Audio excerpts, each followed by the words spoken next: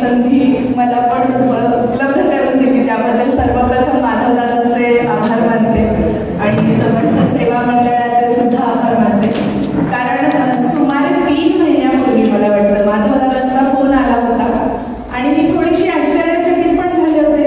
कारण मी म्हटलं की अजून 3 महिने आहेत शिबिराला आणि आत्तापासून माधवदादा तयारी करतात आणि तेव्हा ते मला म्हणाले की तुमचा दिवस मोकळा आहे ना. तर मी म्हटलं की मी अशी एवढी मोठी व्यक्ती नाही आहे की आता 3 महिन्यापासून माझे कार्यक्रम सगळे बुक व्हायला. तर मी म्हटलं की आता तरी काही नाही आहे त्यामुळे म्हणजे मी येणार फक्त तारखा पुढे मागे असं करूया. पण मला लक्षात आलं कारण हळूहळू ते त्यांची तयारी चालू होती आणि आज तुम्हाला पण कालपासून मला वाटतं इथे आल्यापासून जाणवत असेल. म्हणजे आपल्याला बरोबर बघता फार छोटी गोष्ट वाटते पण असं सगळ्यांना वेगवेगळ्या ठिकाणाहून गोळा करणं आणि अशी एखादी चांगली कृती सातत्यानं करत राहणं याला खूप मोठं पाठबळ लागतं असं मला वाटतं आणि ते माधवदादांजवळ आहे आणि त्याबद्दल म्हणून मी त्यांचे पहिल्यांदा आभार मानते.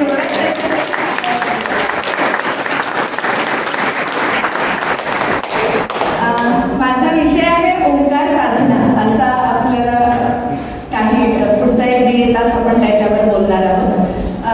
प्रामुख्यानं जेव्हा करोना आला होता तेव्हा मी प्रशासनामध्ये काम करत होते आणि त्यावेळी बेंगलोरला जी एस्वासा युनिव्हर्सिटी आहे स्वामी विवेकानंद योग अनुसंधान संस्था. तर करोनाची आपत्ती इष्टापत्ती म्हणून घेतली मी कारण त्यांचे सगळे प्रोग्राम होते ते बरेचसे प्रोग्राम त्यांनी ऑनलाईन केले. कारण करोनाचे जे काही फायदे झाले त्याच्यामध्ये मला वाटतं अनेक जणांना आपल्या आवडीनिवडी ऑनलाईनच्या माध्यमातून पूर्ण करता आले आणि मला वाटतं महिला वर्ग तर 100% मला सहमत असेल की अगदी स्वयंपाक करता करता सुद्धा चांगली लेक्चर्स ऐकायला मला मिळायला लागली आणि हा एक ॲडव्हान्टेज मला वाटला. आणि जसं तुम्हाला सगळ्यांना करोना नवीन होता तसं प्रशासनाला पण तो नवीन होता. जरी प्रशासन सगळ्या लोकांसाठी जे काही अंमलबजावणी विविध करत होते तरी प्रशासनातले लोक पण आतून कुठेतरी घाबरलेले होते. त्यांना पण ताण होता. तर तशीच मी एक अधिकारी होते आणि हे सगळं योग रिलेटेड ज्या काही ऍक्टिव्हिटीज आहेत त्या निमित्तानं मला शिकायला मी सुरुवात केली आणि मग असं लक्षात आलं की हा योग प्रवास म्हणजे एक अंतरयात्रा आहे असं मला स्वतःला जाणवलं आणि मला स्वतःला त्याचा खूप फायदा झाला. मग काय केलं की ते मी शिकले आणि मग नंतर मी VRS घेतली आणि VRS घेतल्यानंतर असं लक्षात आलं घरामध्ये सुरुवातीला माझ्या सासूबाई आणि माझे दीर यांच्यावर प्रयोग झाले ह्याचे की त्यांना कसं वाटतं ऐकायला आणि त्यांचा प्रतिसाद खरंच छान होता. म्हणजे त्यांना ते आवडलं होतं. मग मी म्हटलं इतरांपर्यंत पोचवायला हरकत नाही आणि असा हा थोडा योग प्रवास सुरू झाला असं मी सांगेन.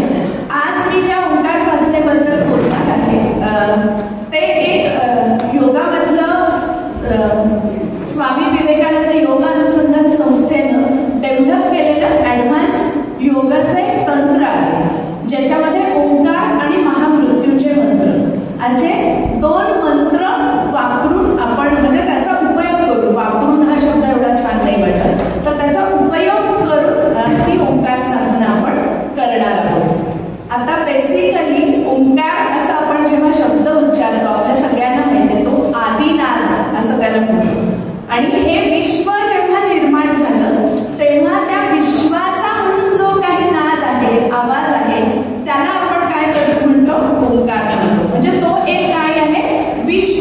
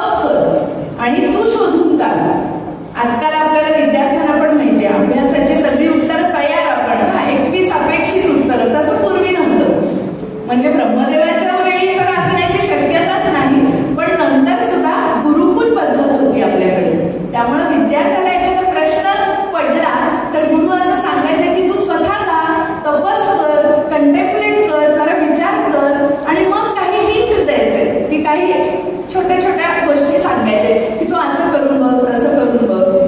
तसं विष्णुदेव म्हणाले तपस कर. आणि मग ब्रह्मदेवानी 12 वर्ष तप केलेलं आहे. आणि विष्णू हे ब्रह्मदेवाने 12 वर्ष तप केली, त्याची 12 वर्ष म्हणजे आपली कित्येक कोटी वर्ष. आणि मग त्याला ओंकाराच्या नादातून आजूबाजूला जे ज्ञान होतं त्याचा काय झालं, म्हणजे काय आहे त्याचं आकलन झालं. आणि ओंकाराच्या नादाबरोबर त्याला अजून वेगवेगळे नाद ऐकू आले. आणि ते कुणाचे होते माहिती आहे तुम्हाला?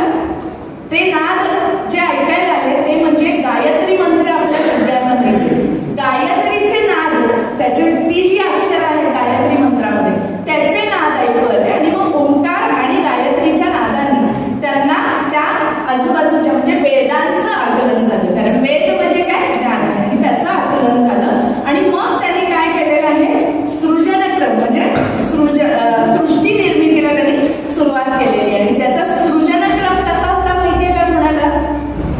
पंचमहाभूत आपल्याला माहितीये. त्याच्यामध्ये सुद्धा पहिल्यांदा पंचमहाभूत काय निर्माण केलं, आकाश. त्याच्यानंतर आकाशातून वायू, वायूतून अग्नी, अग्नीतून जल, जलातून पृथ्वी. अशा पद्धतीनं ती पंचमहाभूत झाली. आणि नंतर औषधी आणि अन्न असं तयार झालं. आणि म्हणून आपण जे म्हणतो ना पिंडी ते ब्रह्मांडी, म्हणजे ती पंचमहाभूत तयार झाली. आणि सगळ्यात शेवटी कुणाला तयार केलं त्यांनी? आपल्या सगळ्यांना तयार केलेलं आहे.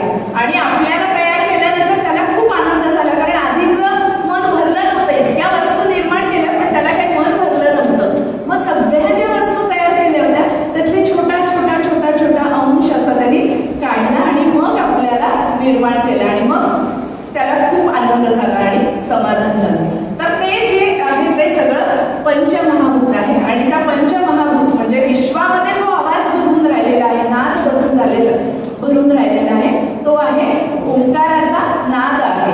आणि म्हणून आपण जेव्हा असं म्हणतो की आपलं मन, म्हणजे योग या शब्दाचा अर्थ सगळ्यांना इथे माहिती, युज असं आपण म्हणतो. आणि काय जोडायचंय, तर आपलं मन त्या वैश्विक मनाबरोबर जोडून घ्यायचं आहे. आणि या विश्वामध्ये जो नाद करून राहिलेला आहे तो कुणाचा आहे, ओंकाराचा नाद आहे. त्यामुळे त्या ओंकाराच्या नादाशी आपण जर एकरूप होण्याचा प्रयत्न केला तर आपण कदाचित आपलं जे मूळ रूप आहे किंवा तो जो आनंद आहे, ती शांतता आहे, ती मिळण्याची आपल्याला शक्यता आहे. आणि म्हणून आपला असा प्रयत्न आपण करतो आहोत ओंकाराची साधना. का करायची ओंकाराची साधना? कारण ओंकाराचा जो नाद आहे तो म्हणजे विश्वाचा नाद आहे. आणि म्हणून त्याच्याबरोबर आपल्याला जोडण्याचा आपण प्रयत्न केला तर खूप शक्यता आहे की आपल्या मनाला शांती मिळणार. आता असं आपल्या स्क्रिप्चरमध्ये लिहून ठेवलेलं आहे आणि आज मी पण तेच बोलते आहे, बरोबर आहे. पण मी जे बोलतेय किंवा त्या स्क्रिप्चरमध्ये जे लिहिलेलं आहे ते खरं आहे किंवा खोटं आहे हे कसं कळेल सांगा बरं तुम्हाला? आपण प्रॅक्टिस केली तर. अनुभूती. दादाने खूप छान ती अनुभूती घेणं खूप महत्वाचं आहे. योगाभ्यास हा प्रयोगाचं शास्त्र आहे सगळं. त्यामुळे मी इथे आत्ता बसून काहीही म्हटलं आणि आपल्या वेद उपनिषदांमध्ये काहीही म्हटलं तरी त्याला अर्थ नाही अनलेस अँड अंटिल तुम्ही तो अनुभव घेतला पाहिजे. आणि तो सातत्यानं, एकदा अनुभव घेतला, एकदा शांत बसलो की काम झालं का? तर नाही. म्हणजे माधवदादांनी हे सगळं जे काही मांडलेलं आहे 5 दिवसाचा संसार इथे, तर ते आपल्याला पुढे चालू ठेवायला पाहिजे. असं मी आज सुरुवातीलाच सांगते. आता तुम्ही योगसूत्राचा अभ्यास केला, पहिल्या पानामधलं 14वं सूत्रच असं आहे, सतु दीर्घ काल नैरंतर्य आसेविता दृढभूमी. तुम्ही ती दररोज सातत्यानं, योगाभ्यास अशी वस्तू आहे म्हणजे अभ्यास आहे की तो सातत्यानं केला पाहिजे. आणि ती सातत्यानं केलं तरच ही साधना तुमच्या चित्तात दृढमूल्य होणार आहे. तर त्यामुळे आपण आजचं सेशन सत्र सुरू करताना सगळ्यांनी संकल्प करूया की जे काही तुम्ही इथे 5 दिवसामध्ये शिकाल किंवा आता ओंकार साधनेबद्दल शिकाल, तुम्हाला जे काही त्यातलं भावतंय आणि जे काही आतमध्ये पोचतंय ते प्रॅक्टिस करणं रोज महत्वाचं आहे. आता मी जे म्हणजे ओंकाराचे उच्चार किंवा ओंकाराचे साधना प्रकार विविध आहेत. म्हणजे परवापर्यंत ओंकाराचं उच्चारण 200, 250, 278 वगैरे ही संख्या माहिती होती. पुण्यातल्या एका टीचरांकडे मी गेले होते ज्यांचं व्हॉइस जोशी काका कदाचित तुम्हाला माहिती असतील. तर त्यांच्याकडे मी गेले होते तर ते मला म्हणाले, तुम्हाला माहिती आहे का मॅडम 2000 पेक्षा जास्त प्रकारानं ओंकार उच्चारता येतो. डॉक्टर करंदीकर नगर कोणी आले असेल तर त्यांचं नाव सगळ्यांना माहिती आहे. 64 प्रकारचे त्यांनी ओंकार सांगितले आणि ओंकाराचा त्यांनी थेरपी सारखा उपयोग केला. विविध व्याधी निवारणासाठी ओंकाराचे वेगवेगळे उच्चार त्यांनी सांगितलेले आहेत. आणि अनेक मोठ्या गायकांचे गेलेले आवाज त्यांनी ओंकार साधनेनं परत मिळवून दिलेले आहेत. असे वेगवेगळ्या प्रकारचे उच्चार दिलेले आहेत. दुसरं एक पुस्तकाचा रेफरन्स सांगते, जो ओंकाराची गीता म्हणून तुम्ही लक्षात ठेवावं. सगळ्यांना कदाचित माहिती असेल, स गुरु देवधर यांचं ओंकार किमया नावाचं प्रसाद प्रकाशनचं पुस्तक आहे. ते जरूर संदर्भ म्हणून बघा आणि त्याच्यामध्ये अनेक गोष्टी त्यांनी लिहिलेल्या आहेत. ओंकार किमया असं त्या पुस्तकाचं नाव आहे. स गुरु देवधर प्रसाद प्रकाशन. ओके. आणि ग्रुपवर प्रसाद प्रकाशनचा नंबर पाठवते वाटल्यास, म्हणजे कोणाला मागवायचा असेल तर मागवा. त्याच्यामध्ये कारण ओंकार कसा म्हणावा, ओंकार उच्चारणाबद्दल आपल्या मनात अनेक शंका कुशंका येत असतात आणि सतत योगाभ्यास करणाऱ्या माणसाला असं वाटत असतं की मी म्हणतो तो ओंकार व्यवस्थित येतोय की नाही येते, चुकतोय का, असं सारखं वाटत असतं.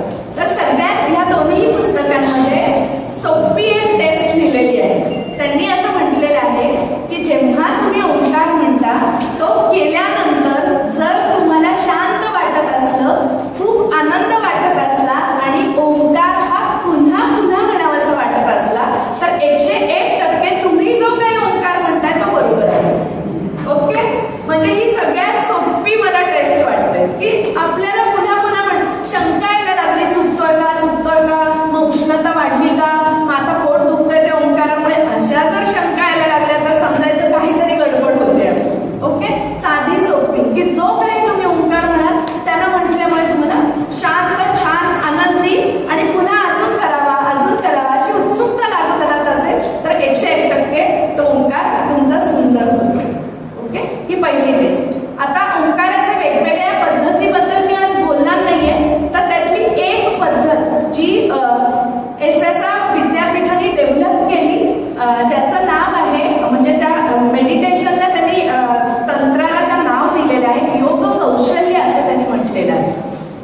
कौशल्य असं आपण जेव्हा म्हणतो तेव्हा ही मनाशी कुंडलाट बांधायची. ते कौशल्य असल्यामुळे, स्किल असल्यामुळे प्रत्येक जण इथे बसलेला ते शिकू शकतो. त्याच्यात काहीही अवघड नाही. म्हणजे ही दोन मुलं आज बसलेत, मला खरंच छान वाटतं, त्यांच्यासाठी जरा टाळ्या वाजवल्या. विशेष कौतुक करूया की ही मुलं ह्या आपला एज ग्रुप आणि त्यांचा एज ग्रुप ह्या एज मध्ये ते आज इथे ऐकायला बसलेले आहेत. याचं काहीतरी विशेष म्हणजे प्रयोजन असावं असं मला नक्की वाटतं आहे. जेव्हा जगातली सगळी मुलं ती मोबाईल मध्ये गुंतलेली आहेत, ही दोन मुलं इथे येऊन बसलेली आहेत. ओके. Very good. त्यामुळे स्वतःची पाठ ठेवून घ्या असते. तर त्याचं नाव आहे माइंड साऊंड रेझोनन्स टेक्निक. काय आहे? माइंड साऊंड रेझोनन्स टेक्निक, ज्याच्यामध्ये आपण प्रामुख्यानं मेन ओंकाराची साधना आहे आणि त्याच्या जोडीला महामृत्युंजय मंत्र याचा सुद्धा उपयोग केलेला आहे. तर या साधनेची आज मी माहिती तुम्हाला सांगणार आहे. पहिला म्हणजे जो काही आपला एक पाऊण तास असेल त्याच्यामध्ये आपण त्याची थेअरी मी तुम्हाला सांगेन आणि नंतर आपण ऍक्च्युअल प्रत्यक्षात ते मेडिटेशन करून बघणार आहोत. ठीक आहे. आणि माझं सगळं बोलून झाल्यानंतर आपण प्रश्नोत्तर घेणार आणि त्याच्यानंतर मेडिटेशन करणार.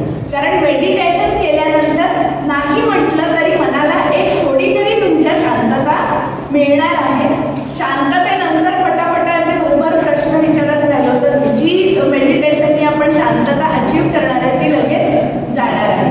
सो माझी थेअरी बोलून झालं की त्याच्यावर तुम्हाला जे काही समजलं नसेल त्याच्याबद्दल मी उत्तरं देईन आणि मग आपण मेडिटेशन करून हे सत्र संपणार आहोत. आणि मी खूपच बोलत राहिले तर माझं दादा तुम्ही मला जस्ट हिंट द्या की आता तुमचं बडबड बंद करा. ओके. कारण बोलण्याच्या ओढ्यात कधी कधी पण आता तुम्ही सगळे मुक्कामी आलात ना,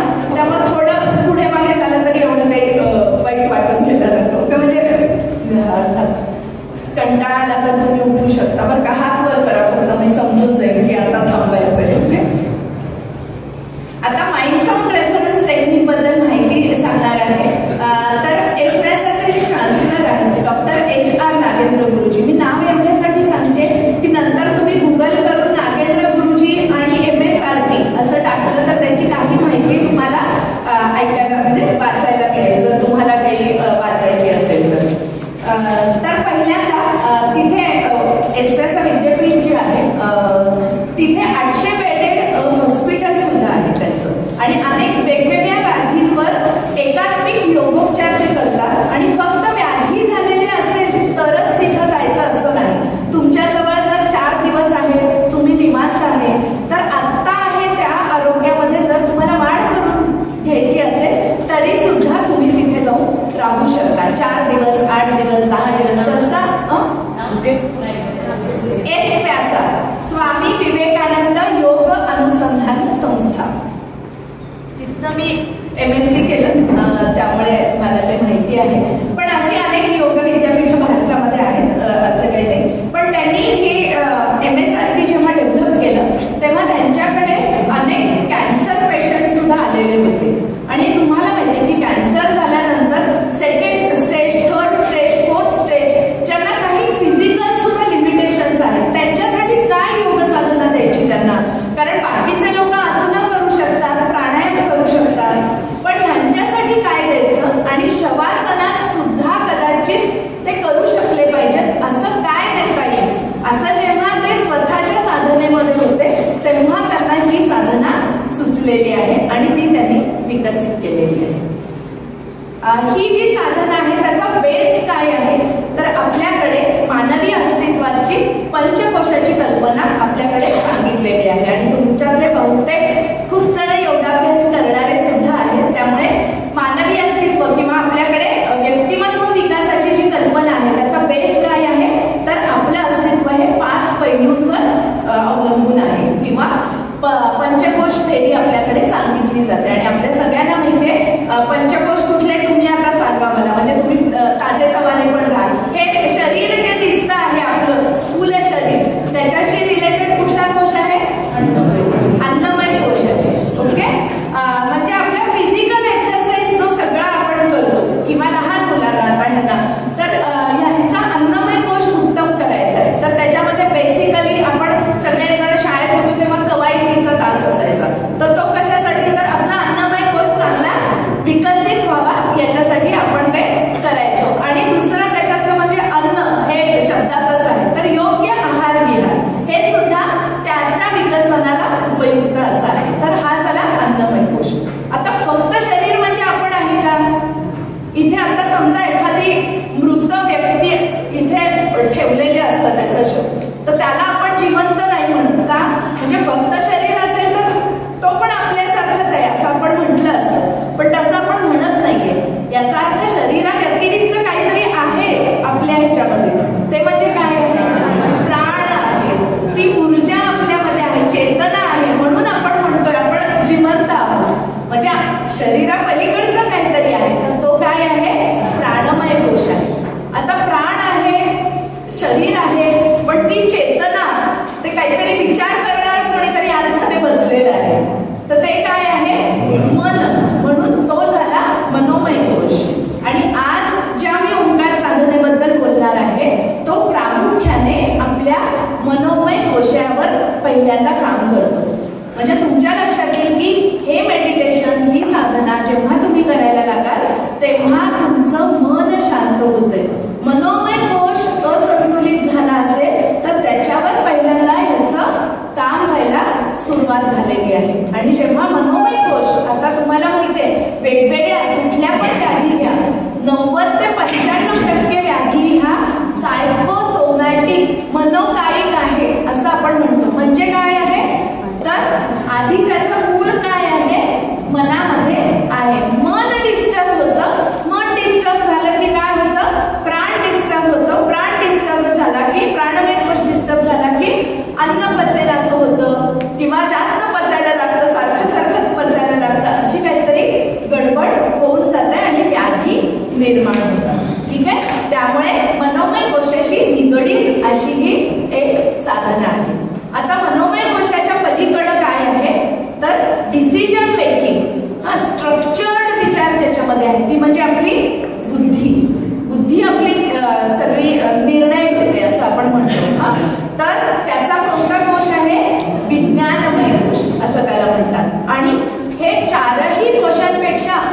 अतिशय तरल असा कोश आहे, त्याचं नाव आहे आनंदमय कोश.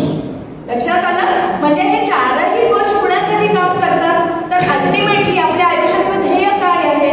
तर कदाचित सुख समाधान, सुख प्राप्ती आणि दुःख निवृत्ती असं आपण म्हणतो. तर तो जो कोश आहे ज्याच्यासाठी हे चारही कोश काम करत असतात त्याला म्हणतात आनंदमय कोश. आणि ह्या बेसवर पुढचं सगळं अवलंबून आहे. आणि ही पंचकोशाची कल्पना कशी झाली त्या गोष्टीत आता मी वेळ घालवत नाही, पण पूर्वी भृगु ऋषींचं नाव तुम्ही ऐकलंय सगळ्यांनी. आणि वरुण हे त्यांचे वडील पण होते आणि गुरु पण होते. आणि त्यांना प्रश्न पडला होता की मी म्हणजे कोण आहे? आपल्याला पण आता प्रश्न पडला असेल, बरोबर आहे? म्हणजे अल्टिमेटली आपल्या आयुष्याचं काय ध्येय आहे हे कुठे ना कुठेतरी हा प्रश्न सगळ्यांना आपल्याला पडतो. म्हणजे कदाचित विद्यार्थी असताना चला आता कॉलेजला जायचंय, कुठली आर्ट्सला जायचं का कॉमर्सला जायचं, चांगले मार्क पडायचे, हे सगळे शॉर्ट टर्म गोल आहे. किंवा चांगला नवरा किंवा बायको मिळवायची, चांगली नोकरी मिळवायची, मग काय घर घ्यायचं, हा असं आपण एक एक ध्येय, पण ती सगळी शॉर्ट टर्म गोल आहेत. अल्टिमेटली काय आहे तर आपल्याला सुखप्राप्ती किंवा समाधान, शांतता मिळवायची आहे. आणि स्वामी विवेकानंदांनी काय म्हटलंय आपल्या सगळ्यांना ठाऊक असेल कदाचित. त्यांनी काय म्हटलंय? आपण प्रत्येक जण अव्यक्त ब्रह्म आहोत असं त्यांनी म्हटलेलं आहे. काय म्हटलंय? अव्यक्त ब्रह्म आहोत. आणि आपलं लाईफ गोल काय पाहिजे आहे तर ते अव्यक्त ब्रह्म आपल्यात जे दडलेलं आहे, प्रत्येकात आहे, इथे बसलेलं आहे. प्रत्येकामध्ये काहीतरी युनिक क्वालिटी आहे, ती आपल्याला शोधून काढायची. आपल्यात काय हा. आणि म्हणजे जसं सेम टाईम मी आता म्हटलं की आपण सगळेच जण एकाच काहीतरी आतमध्ये जे आहे ते एकच आहे. मग पंचमहाभूत असं म्हटलं तर पंचमहाभूतापासून जर सृष्टी निर्माण झालेली आहे सगळी, तर प्रत्येकात आहे. इथे बसलेल्या स्टेजमध्ये पण पंचमहाभूत आहेत, या खांबामध्ये पण आहेत, तुमच्या माझ्यात पण आहे. कॉम्बिनेशन प्रत्येकाचं वेगवेगळं आहे. पण म्हणून पिंडी ते ब्रह्मांडी का म्हणतो आपण? पंचमहाभूत प्रत्येकाचं आहे, पण प्रत्येकाचे कॉम्बिनेशन वेगळे आहे. त्यामुळे आपले चेहरे सगळ्यांचे वेगवेगळे आहेत. हा, आपले ड्रेस वेगवेगळे घालून आपण बसलेलो आहे, तो वेगवेगळे पण आहे, पण स्टील वी आर कनेक्टेड. हा, आपण सगळे एकमेकांना काय झालेलो आहे, सोडले गेलेले. तर ही पंचकोशाची थेरी जी आहे ती थोडासा बेस म्हणून लक्षात ठेवायचा. आता माइंड साऊंड रेझोनन्स बद्दल बोलणार आहे आणि मग मंत्र ओंकार आणि महामृत्यूंजयबद्दल बोलते. मन म्हणजे काय कोण सांगते? आता तुमचं मन कुठं आहे असं म्हटलं तर काय सांगणार? बर, तुम्हाला जिथे वाटतंय तुमच्या शरीरामध्ये मन कुठं असतं तर मला हात लावून दाखवा. ज्याला जिथं वाटतंय की तुमचं मन कुठं आहे हे मला प्लीज तुम्ही हात लावून दाखवा. इथे आहे, ताईंनी सांगितलं की इथे आहे.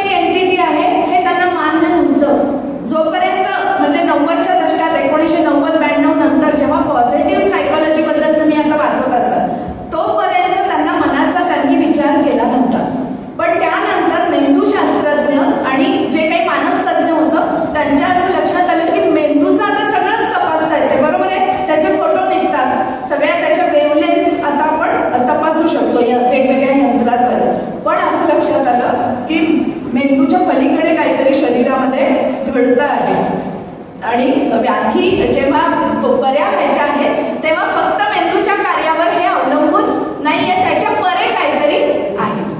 योगशास्त्रामध्ये मन म्हणजे काय आहे? Mind is a collection of thoughts. म्हणजे दादांनी जसं सांगितलं, हे कलेक्शन ऑफ थॉट्स असल्यामुळे ते विचार सर्व शरीरातच आहेत. असं तुम्हाला सांगता येते का कुठं आहेत विचार? तर असं सांगता येत नाही. जो माइंड ही अशी काही दाखवता येण्यासारखी एंटिटी नाहीये. पण इथे प्रत्येकाला मी विचारलं तुम्हाला मन आहे का, तुम्हाला मन आहे का, तर सगळेजण म्हणाले हो आहे. मन नाहीये असं कोण आहे का इथे? नाहीये. सगळ्यांना आहे, म्हणजे दाखवता येत नाही पण ते आपल्याला जाणवत असतं. आणि हा सगळा जो अप्रोच आहे योगशास्त्राचा त्याला कॉन्शियसनेस बेस्ड अप्रोच असं म्हणतात. लक्षात आलं? आणि मन हे त्यामुळे, आणि हे थॉट्स कसे आहेत आपले? व्यक्त किंवा अव्यक्त आहे. आता मी बोलते, माझे थॉट्स तुम्हाला कळत आहेत, पण आता तुम्ही सगळेजण मला आता असं म्हणाला की आम्ही तुमचं ऐकतोय, पण माझं ऐकत असताना अगदी प्रामाणिकपणे उत्तर द्या. तुमच्या मनात तुमचा सेल्फ टॉक काहीतरी चालू आहे की नाही? स्वतःशी बोलताय की नाही तुम्ही? तर सगळं 100% फक्त माझं ऐकणं असं आहे का? बरं. दुसरी गोष्ट, तुम्हाला सगळ्यांना वाटतंय आता मी तुमच्याशीच फक्त बोलते, वाटतंय ना?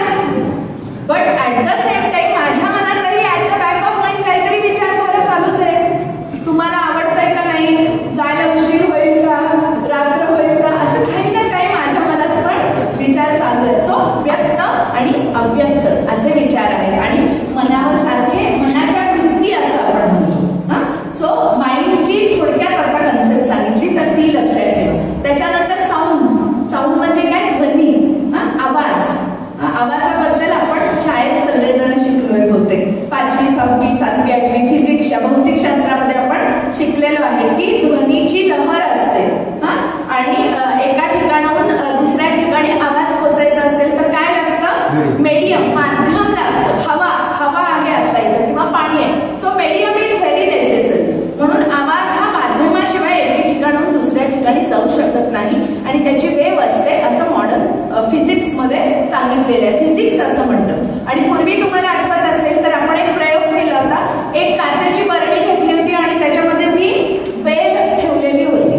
आधी ती वाजवली तेव्हा आपल्याला ऐकायला येत होती. नंतर त्या काचेच्या बरणीमधली हवा सगळी काढून घेतली आपण. निर्वात मोकळी असं त्याला आपण म्हटलं होतं. शाळेत आला शब्द आठवत होता असेल तर ती व्हॅक्यूम तुमच्या भाषेत.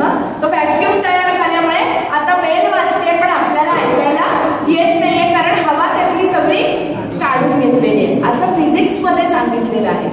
पण योगशास्त्र असं म्हणतं की ध्वनी जो आहे तो आकाशाचा गुण आहे. आकाशाचा गुण आहे.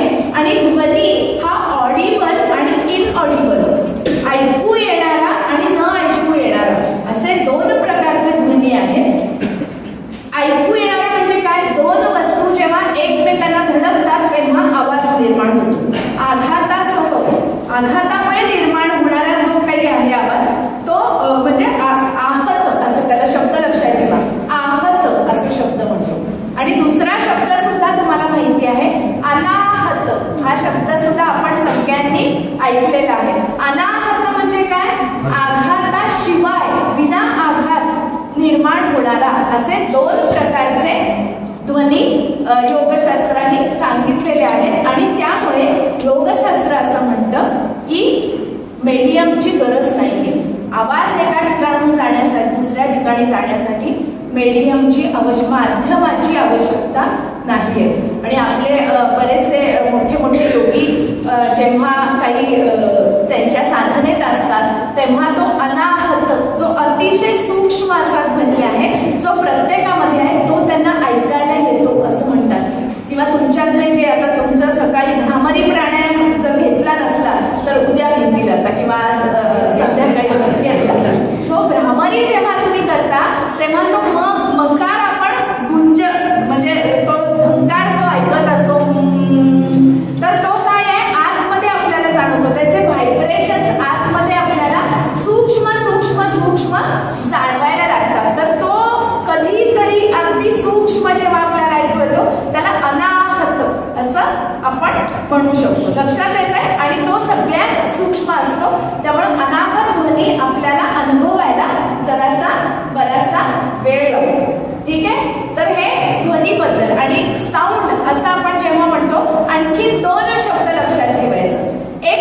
ॲम्प्लिट्यूड त्याची, आणि दुसरी म्हणजे फ्रिक्वेन्सी.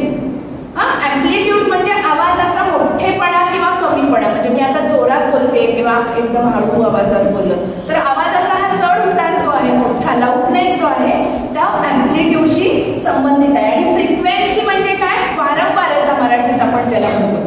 आपल्या प्रत्येकाला, इथे असलेल्या प्रत्येकाला आपल्या स्वतःची अशी एक बॉडी फ्रिक्वेन्सी असते. म्हणजे आपण जर व्हायब्रेट व्हायचं ठरवलं तर प्रत्येकाला विशिष्ट असं फ्रिक्वेन्सीनी आपण व्हायब्रेट होत असतो. लक्षात येते काय सांगते ते? म्हणजे आपल्या आजूबाजूला इथे आता स्टेज आहे, तर स्टेजची म्हणून पण स्वतःची काहीतरी नॅचरल बॉडी फ्रिक्वेन्सी आहे, तशी आपल्या बॉडीची पण नॅचरल बॉडी फ्रिक्वेन्सी असते. जेव्हा तुम्ही कोणताही मंत्र म्हणता तेव्हा तुम्हाला कधी कधी एकतानता तुम्ही अनुभवता. ती कशामुळे अनुभवता? तर पुढची जी कन्सेप्ट आहे माइंड, साऊंड आणि तिसरा शब्द रेझोनन्स, याच्याबद्दल बोलून मग मी ओंकाराबद्दल बोलायला सुरुवात करणार आहे. तर रेझोनन्स हा शब्द लक्षात ठेवा. रेझोनन्सला अनुनाद असा पण शब्द आहे.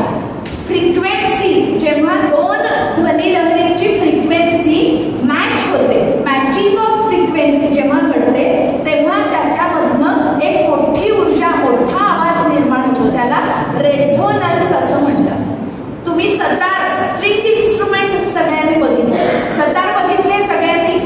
सतारीला वरती तारा असतात आणि खाली तराफ्याच्या तारा असतात, आणि त्या इतक्या फाईन ट्युनिंग. तुम्हाला माहितीये गायक गायच्या आधी तंबोरा वापरतात साथीला, तर तंबोरा ट्यून करण्यात ते वेळ घालवतात.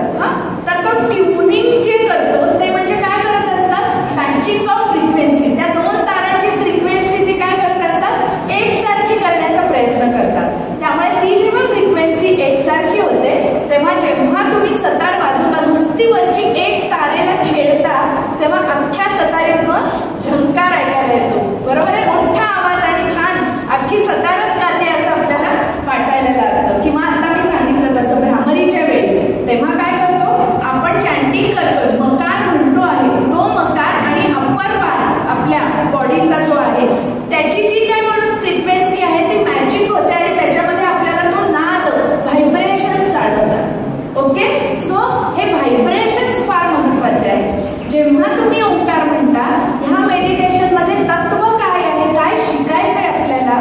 तर जेव्हा तुम्ही जप म्हणणार आहे तेव्हा तुमच्या आवाजाची फ्रिक्वेन्सी आणि तुमच्या शरीराची फ्रिक्वेन्सी तुम्ही मॅच करण्याचा प्रयत्न करायचा. लक्षात येतंय? जेव्हा तुम्ही आता आज नंतर ओंकार म्हणाल तेव्हा त्या ओंकार म्हणतानाची फ्रिक्वेन्सी आणि तुमच्या शरीराची फ्रिक्वेन्सी मॅचिंग. आता लगेच तुम्ही म्हणाल की मॅडम मॅचिंग झालेलं कसं कळलं? ओके, तर पहिलं म्हणजे तुम्हाला व्हायब्रेशन, स्पंदन जाणवू शकतात. जेव्हा तुम्ही मंत्र म्हणता तेव्हा तुम्हाला स्पंदन जाणवतात. आता ते 100% सगळ्यांना जाणवतील का? तर नाही. जे खूप छान एकरूप होऊन संवेदनशील असतील आणि रिलॅक्स असतील त्यांनाच स्पंदन जाणवतील. पण मेडिटेशनच्या आधीची तुमची शारीरिक आणि मानसिक स्थिती आणि मेडिटेशन नंतरची शारीरिक मानसिक स्थिती याच्यामध्ये जर पॉझिटिव्ह बदल काही झाला असला, म्हणजे शांत वाटतंय, आनंद वाटतोय, असं जर काही होत असेल तर 100% शुअर राहा की रेझोनन्स हा तिथे तुमच्या शरीरामध्ये घडलेला आहे. लक्षात येतंय? त्यामुळे मेडिटेशन नंतर जर तुम्हाला छान वाटलं, आनंद वाटला, स्पंदन जाणवली, तर 100% रेझोनन्स झालेला आहे. आता ओंकार जेव्हा तुम्ही साधना करायला लागता तर ह्याच्या पलीकडचे पण काही अनुभव तुम्हाला प्रत्येकाच्या उन्नत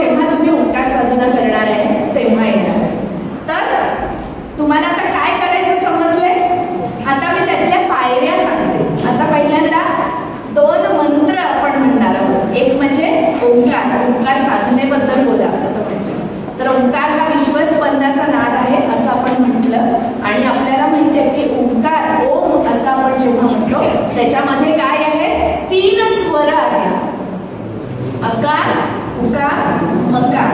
स्वर म्हणजेच मात्रा असं आपण म्हणतो.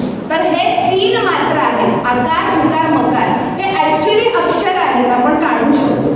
आणि त्याच्यावरचा मधला त्या ओम कसा लिहितात हे जर तुम्ही डोळ्यासमोर आणलं तर ती जी काय म्हणूया वरती चंद्रकोर आणि तो बिंदू असतो, तो बिंदू म्हणजे काय आहे, अर्ध मात्रा आहे. आणि त्याच्या पलीकडे शांततेचाच अनुभव आहे. त्यामुळे अकार, उकार, मकार. आणि तो मकार जेव्हा तुम्ही अनुनासिक युक्त मकार म्हणता तेव्हा त्या बिंदूचा काही स्पर्श, काही अनुभव तुम्हाला यायला लागतो. आणि ध्वनी आणि नाद या 2 गोष्टींमध्ये फरक आहे, कृपया लक्षात घ्या. अकार, उकार, मकार असं जेव्हा मी म्हणते तो ध्वनी आहे, पण नाद केव्हा म्हणतो आपण, तर ध्वनी जेव्हा हळूहळू हळूहळू हळू बारीक होत जातो आणि त्याची जी गूंज आपल्याला ऐकायला येते त्याला नाद म्हणतो आपण. लक्षात आलं? म्हणजे तो मकार उच्चार केल्यानंतर मकाराचा जो बारीक नाद, व्हायब्रेशन्स आपल्याला जाणवतात, तो बिंदू आहे. आणि तो असा नाद अनुभवत अनुभवत आपण एका शांतता अवस्थेकडे जातो. तो बिंदू त्या शांततेला, सायलेन्सला रिप्रेझेंट करतो. तर ही जी साधना आहे त्याच्यामध्ये आकार, उकार आणि मकार यांचं उच्चारण करणार आहे. आपण डायरेक्ट ओम म्हणणार नाही, डायरेक्ट ओंकार साधना करू शकतो. त्राटकयुक्त ओंकार करतो तेव्हा आपण काय करतो, डायरेक्ट ओम सुद्धा म्हणतो की ओंकाराचं चित्र समोर ठेवलेलं आहे आणि त्याच्यावर आपण ओमची आलंबना करत राहायची आहे. तशी एक पद्धत आहे. पण ह्याच्यामध्ये आपण काय करणार आहोत, ह्या साधनेमध्ये अकार, उकार, मकार आपण वेगळा गाणार आहोत. म्हणजे ओंकाराचं उच्चारण सुरुवातीला श्वास घेऊन श्वास सोडताना आपण अकार म्हणणार आहोत, नंतर श्वास घेऊन श्वास सोडताना उकार म्हणणार आहोत, परत श्वास घेऊन श्वास सोडताना मकार म्हणणार आहोत आणि चौथ्या वेळी आपण एका श्वासामध्ये अ, उ, म चं एकत्रित उच्चारण करणार आहोत. लक्षात आलं तुम्हाला? अशी आपण पहिल्यांदा 3 आवर्तन करणार आहोत ज्याच्यामध्ये अकार, उकार, मकार सेपरेट गातो.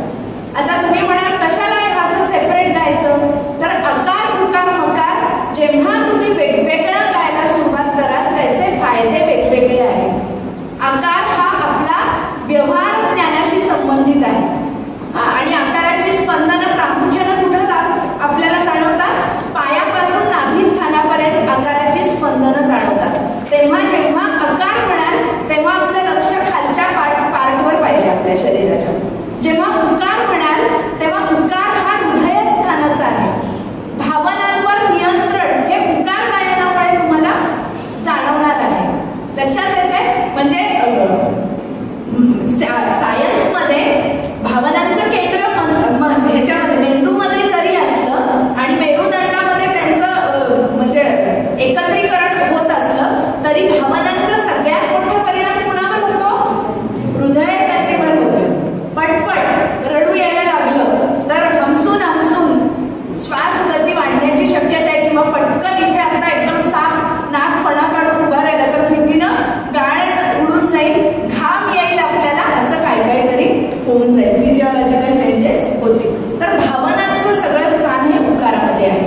आणि मकाराचं गायन वेगळं का करायचं, तर आपल्या आयुष्यामध्ये काय श्रेयस आहे, काय प्रेयस आहे याचा संबंध मकाराशी आहे. त्यामुळे तुम्ही असं वेगवेगळं जेव्हा गाता तेव्हा तुम्हाला, आणि हा अनुभवाची गोष्ट आहे परत, म्हणजे आता जर कोणी ओंकार साधना करत असलं आणि एकत्रित ओम म्हणत असलं तर उद्यापासून अकार, उकार, मकार वेगळा म्हणून मग एकत्र ओम म्हणायला सुरुवात करा.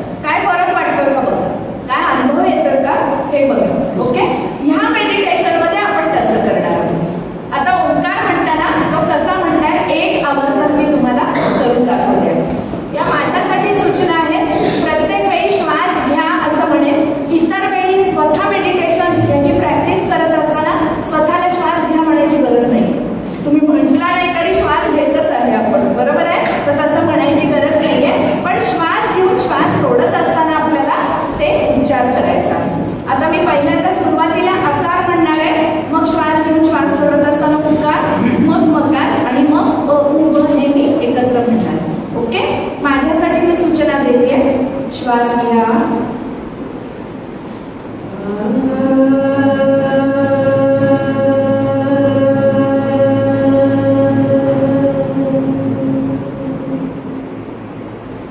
उकार.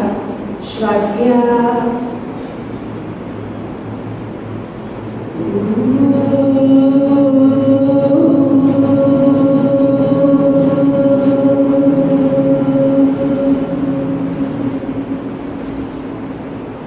मकार. श्वास घ्या.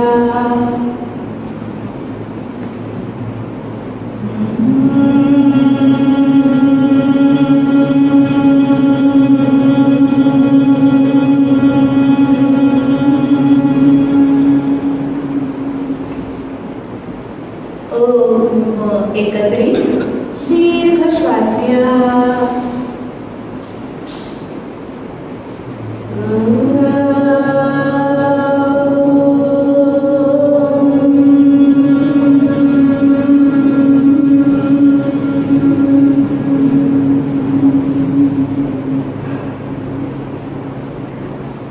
लक्षात आलं? हे याला एक आलंबन म्हणतोय, एक आवर्तन म्हणतोय आपण. आणि अशी आपण काही आवर्तन करणार आहोत. आणि आता मी 8 पायऱ्या सांगते. दुसरी गोष्ट आहे की अकार, उकार आणि मकार म्हणताना अपेक्षा उकाराचा उच्चार थोडासा जास्त आणि उकारापेक्षा मकार जास्त. ओके, म्हणजे साधारण 2 सेकंद, 3 सेकंद आणि 5 सेकंद असा आपण प्रयत्न करायचा. आणि जेव्हा म्हणजे तुम्हाला त्याचे व्हायब्रेशन जाणवले नाही, तो नाद ऐकायला आला नाही, तरी इट इज देअर. जेव्हा तुम्ही उच्चार करता तेव्हा ते व्हायब्रेशन्स निर्माण होतच असतात. एका ओंकाराचा उच्चार केला तर अनेक लाख स्पंदन निर्माण होतात. आणि स्पंदन निर्माण होतात म्हणजे तुमच्या अवयवातल्या जो सूक्ष्मतम बिंदू आहे तिथं ती पोचतात. आणि तिथे ती पोचतात म्हणजे काय होतं तर तुमचा अवयव धष्टपुष्ट होतो त्या स्पंदनामुळे. एकदम तो तजेलदार होऊन जातो. आणि म्हणून तुम्हाला माहिती आहे की कुठल्याही मंत्राच्या पूर्वी ओम म्हणतो का, तर आपल्या शरीराला आधी त्या स्पंदनांनी तयार करतो. पुढचे आघात आपल्याला झेलण्यासाठी ते तयार करतो. त्यामुळे ओंकार हा खूप महत्वाचा आहे आणि त्याची स्पंदनं खूप महत्वाची आहेत. आणि ओंकार हा अनेक वेगवेगळ्या पद्धतीनं गायला जातो. व्याधी निवारणासाठी त्याचा उपयोग होतो. आता जसं मी तुम्हाला आकार, उकार, मकार सांगितलं, व्यवहार ज्ञान किंवा जागृती, स्वप्न आणि सुषुप्ती ह्या 3 ज्या अवस्था सांगितलेल्या आहेत. मांडुक्य उपनिषद वाचलं तर सगळं ओंकाराबद्दल आहे. आणि ओंकार हा चतुष्पाद आहे असं त्याच्यामध्ये सांगितलेलं आहे. अकार, उकार, मकार आणि ओम एकत्रित किंवा तो बिंदू असा चतुष्पाद. जागृती, स्वप्न, सुषुप्ती आणि त्याच्या पलीकडे काय आहे, तुरिया अवस्था असं म्हणतात, समाधी अवस्था. त्याच्याबद्दल मी काही बोलणार नाहीये कारण ती बोलणारी मी अधिकारी व्यक्ती नाही आहे.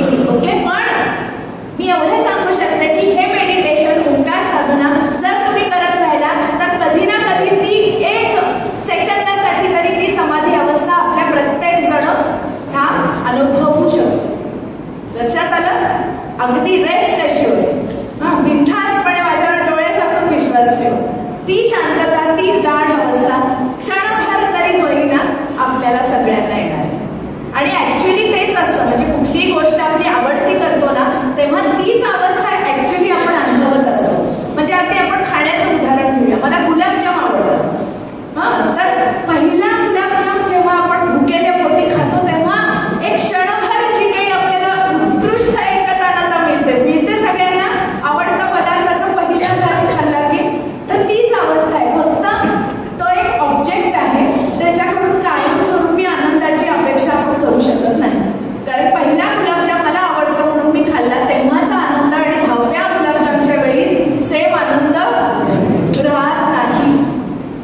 म्हणजे आपण बऱ्याचदा अशा ऑब्जेक्टच्या मागे लागतो, बरोबर आहे की मला गाडी घ्यायची, ही गाडी घेतली किंवा भारी सिनेमा आज माझा आवडता बघितला, एक छान गाणं ऐकलं की झालं. पण कायमस्वरूपी त्याच्यातनं आनंद मिळणार आहे का? आणि दुसरी गोष्ट, मला गुलाबजाम आवडतोय, ह्या ताई म्हणते मला गुलाबजाम आवडतच नाही, मला श्रीखंड आवडतंय. म्हणजे गुलाबजाम ही कायमस्वरूपी, हे जे काही ऑब्जेक्ट एंटरटेनमेंटचे आपण म्हणतोय ते कायमस्वरूपी आनंद नाहीये. तर हॅपीनेस अनालिसिस फार महत्वाचं आहे.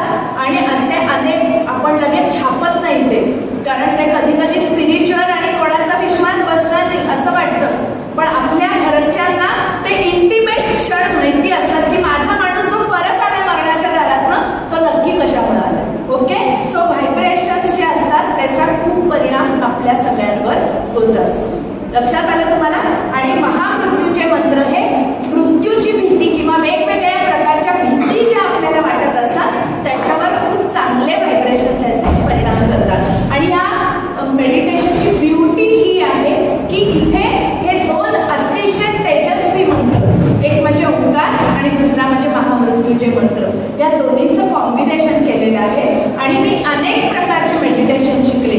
ह्या मेडिटेशनची ब्युटी काय आहे तर आहत अनाहत हा जो याच्यामध्ये आपण म्हणण्याचा प्रकार आहे. एकदा मोठ्यांदा, नंतर मनातल्या मनात. मानसिक जप हा सगळ्यात उच्च प्रतीचा जप असं मानलं गेलेलं आहे. 3 पद्धतीनं जप केले जातात. मोठ्यांदा उपांशु म्हणजे पुटपुटतो ना आपल्या आजी आजोबा बघा, मोठ्यांना नाही मंत्र म्हणत, पुटपुटत पुटपुटत काहीतरी त्यांचं चालू असतं तर त्याला उपांशु असं नाव आहे. आणि तिसरा प्रकार आहे मानसिक, विच इज व्हेरी पॉवरफुल. लक्षात आलं तर तो आपण असं कॉम्बिनेशनने करून बघणार आहोत. हे दोन्ही असं होऊन झाल्यानंतर पुढची स्टेज अशी आहे, पुन्हा एकदा आपण अनाहत जप म्हणणार. त्यांना काम करायलाच पाहिजे करता. एक 10 मिनिटं नाही, 5:30 पर्यंत थांबा. मी जायचंय खाली जायचंय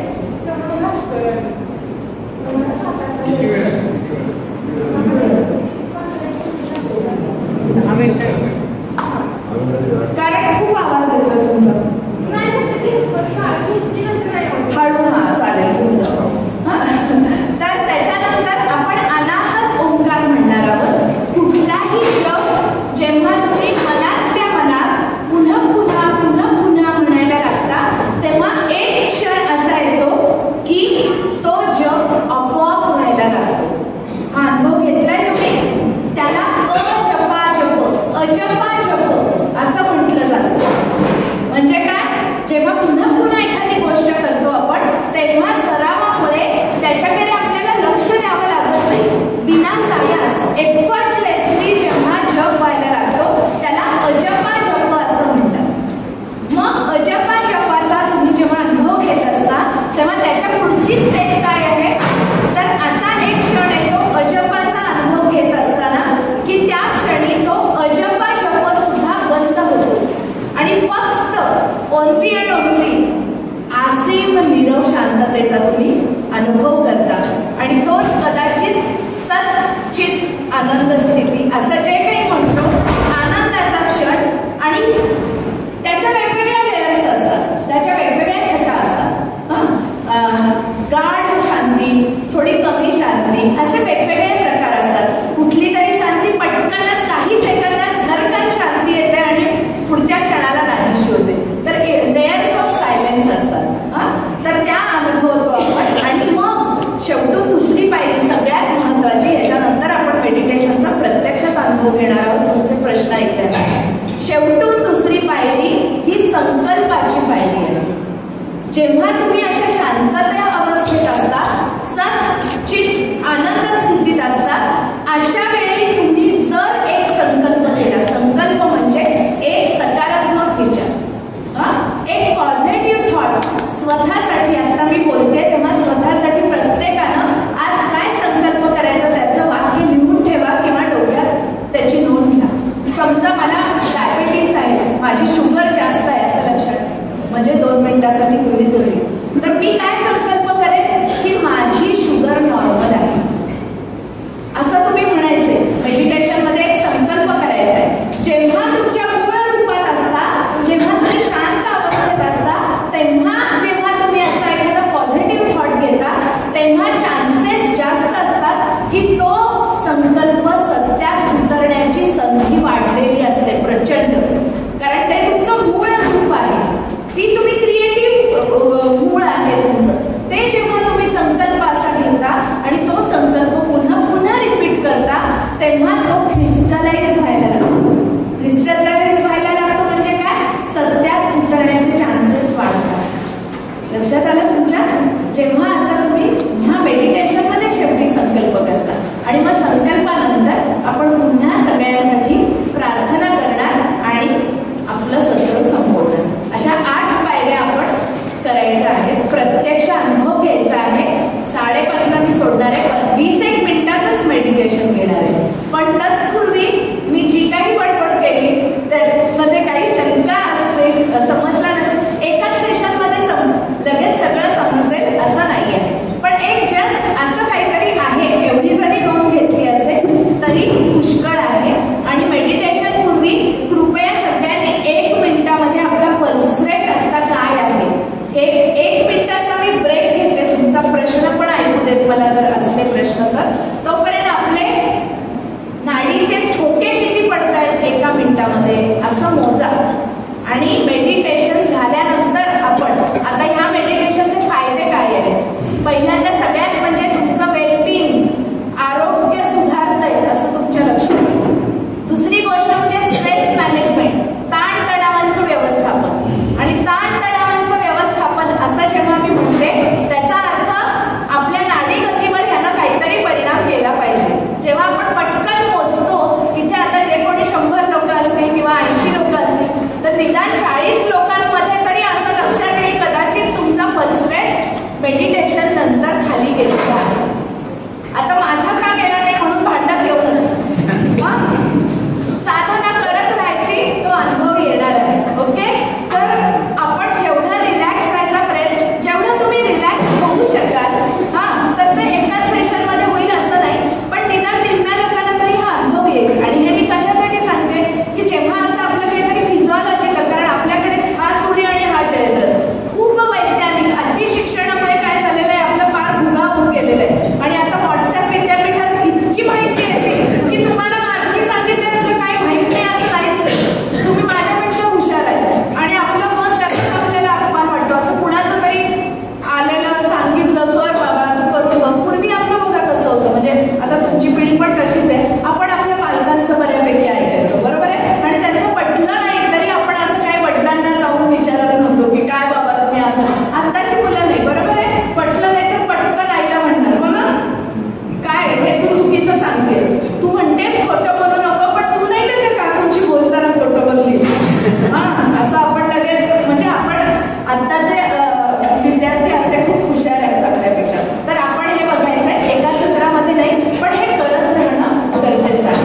ओके, याच्यावर काही प्रश्न इन्स्टंटली येत असले तर विचारा. येस, किती वेळ करायला पाहिजे आणि दुसरं जे छान वाटतं म्हणतात तर डोळे उघडल्यावर एक प्रकारे डोळे बंद करायला तर आपण एक अनुभव म्हणजे ओंकाराचा काही काही असू शकतो. म्हणजे छान प्रकाशमय असं वाटू शकतं आपल्याला. आणि तुम्ही आकाराचं सांगितलं की पायापासून नाभीपर्यंत आपल्याला ते व्हायब्रेशन जाणवतात, तसे मग मकाराचे मधल्या शरीरामध्ये आणि मकार वरती कंठस्थानाकडून मस्तकमध्ये. ऍक्च्युली सगळ्या शरीरातच व्हायब्रेशन्स येत असतात बरं का. म्हणजे आकारांना असं काय आकार म्हटलं की वर व्हायब्रेशन्स नाही असं नसतं, पण जास्त व्हायब्रेशन्स हे खालच्या भागामध्ये जाणवतात. आणि जर तुम्हाला जाणवून घ्यायचे, आता तुम्ही मॅक्झिमम लोक खाली बसतायत, तुम्ही जर पायाच्या तळव्याला आकार म्हणताना स्पर्श केला तर तुम्हाला व्हायब्रेशन्स जाणवण्याची शक्यता जास्त आहे.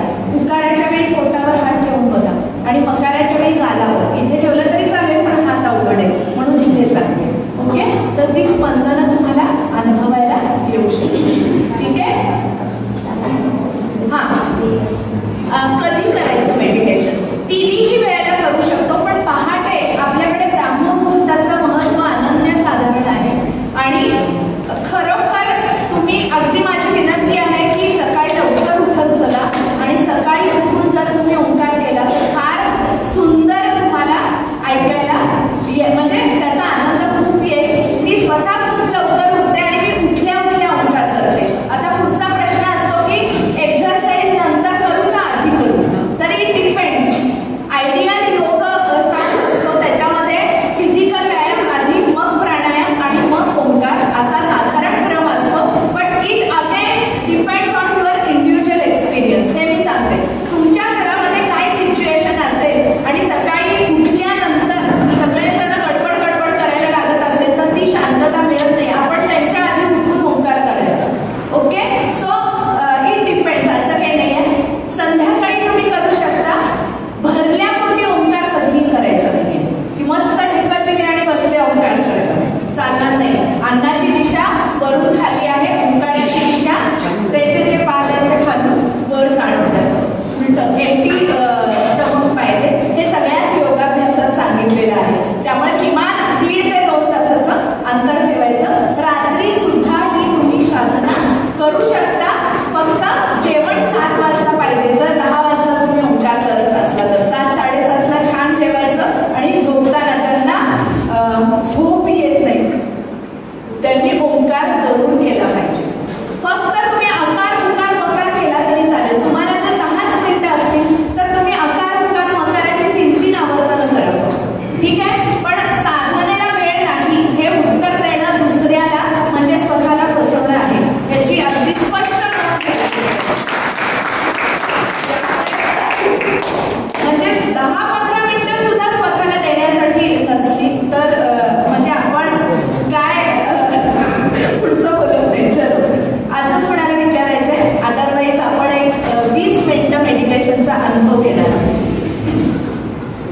याच्यात काय सूर्यातून ओंकारचा आवाज येतो असा एक निष्कर्ष आलेला आहे. तर तो आवाज आणि आपण जे ओंकार साधना करतो तर ते त्या आवाजाशी रेझोनेट होण्यासाठी किंवा असं काही म्हणजे संबंध आहे का काही? नाही, आता बेसिकली कसं आहे, जेव्हा तुम्ही अनाहत ओंकार म्हणतो ना आपण मनातल्या मनात, तर तो जो अनाहत हा जो नाद आहे तो म्हणजे त्या विश्वस्पंदाचा किंवा निसर्गामध्ये आपण बघा खूप एका छान ठिकाणी समजा गेलो किंवा समुद्राच्या किनाऱ्यावर जाऊन बसलो तर त्याच्या लाटांचा जर तुम्ही तो नाद ऐकला तर म्हणजे निसर्गामधल्या कुठल्याही गोष्टीमध्ये शांत बसून जेव्हा तुम्ही तो आवाज ऐकण्याचा प्रयत्न करतो तो म्हणजे तो अनाहत नाद आहे. त्या अनाहत नादाशी आपल्याला जर एकरूप व्हायचं असेल तर तो आपण पुन्हा पुन्हा म्हटलं पाहिजे. म्हणजे म्हणणे हा काय आहे त्याच्यावर उपाय आहे. आपण आता इथे मोठ्यांदा आणि मनातल्या मनात म्हणतोय. मनातल्या मनात काय करतोय तर तो विश्वस्पंद असतो, अनाहत नाद जाणून घेण्याचा प्रयत्न करतो. म्हणून आणि तेव्हा काय करायचं आहे, ती प्रश्न चांगला विचारला. ती जी मोठ्यांदा म्हणताना जी आपली फ्रिक्वेन्सी आणि व्हायब्रेशन्स आहेत तेच सेम फ्रिक्वेन्सी आणि व्हायब्रेशन्स अनाहत मनातल्या मनात जेव्हा आपण जप करतोय तेव्हा ते अनुभवण्याचा प्रयत्न करायचा. पण तो जो अनाहत आहे तो आपल्या परावाणीशी जी नाभीच्या स्थित आहे त्याच्याशी संबंधित आहे आणि ती सूक्ष्म आहे आणि ती स्फुरण स्वरूपात आहे. त्यामुळे तिचा अनुभव यायला जरा वेळ लागतो. मनातल्या मनात म्हणताना काय खूप जण लोक म्हणतात स्पंदनं काही जाणवतच नाहीत मॅडम आणि मग तो मोठ्यांना म्हणायचा का, तोंड हलवायचं का, तर हलवायचं नाहीये. पण सुरुवातीला मनात म्हणताना तुम्ही थोडंसं हुडकुटल्यासारखं केलं तरी काही हरकत नाही. ओके. मनातल्या मनात म्हणजे काय? मनातल्या मनात विचार करतो म्हणजे काय करतो, मला तहान लागते हे वाक्य मनात म्हणून बघा, आवाज आला का त्याचा नाही आला. तसंच सेम आकार मनातल्या मनात म्हणायचं. मॅडम पंचंती जे ओंकारामध्ये पंचंती आहे आणि पंचंती पश्यंती वाणी पंचंती आणि नावाची मकार त्याच्या फ्रिक्वेन्सी डिफरन्स काय आहे? त्याच्यात परा सगळ्यात सूक्ष्म वाणी आहे. हो. त्याच्यानंतर पश्यंती वरती, त्याच्यानंतर मध्यमा आणि मग वैखरी. आता मी बोलते ते वैखरी आहे. मध्यमा वाणी म्हणजे वैखरी जेव्हा म्हणतो तेव्हा आपली जीभ आणि तोंडाची कंपन होत असतात त्याच्यामध्ये. मध्यमा ही वाणी जपासाठी सगळ्यात पुढे काय वैखरी राम आधी वदावा समर्थाने म्हणून ठेवलेलं आहे. त्यामुळे मध्यमा वाणी हे काय आहे, सगळ्यात जपाला चांगली वाणी असं समजली जातात. वैखरीपेक्षा सूक्ष्म आहे ती, प्रकंपनं थोडी असतात. हृदयातली जी आहे ती पश्चंती आहे. म्हणजे ऍक्च्युली तो ध्वनी किंवा नाद आहे त्याचं जे अक्षर म्हणजे तो आवाज ऐकू येण्यासारखा जेव्हा होतो तेव्हा तो वैखरी आहे. परा हा सगळ्यात सूक्ष्म आहे. त्यामुळे फ्रिक्वेन्सीमध्ये सगळ्यात काय म्हणूया आपण बारीक फ्रिक्वेन्सी जी आहे जी आपल्याला जाणवत नाही ती परावाणीची आहे. ठीक आहे. आणखी मला वाटतं आपण आता मेडिटेशन करायला सुरुवात करू.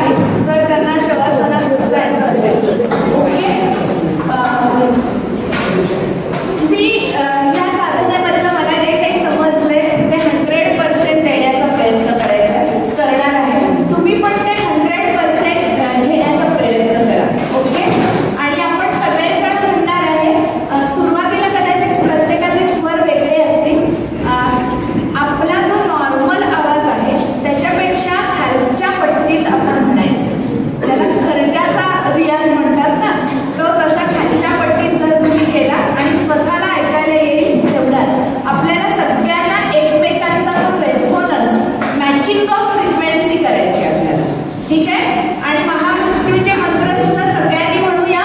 अदरवाईज लीड आणि फॉलो, म्हणजे मी एक वाक्य सांगेन त्याच्या मागे तुम्ही म्हणा. महामृत्युंजय मंत्र जेव्हा म्हणणार आहे तेव्हा मी म्हणेन एक वाक्य, त्याच्यानंतर तुम्ही रिपीट करा. ओके. आता सगळ्यांनी ताठ बसायचं आहे.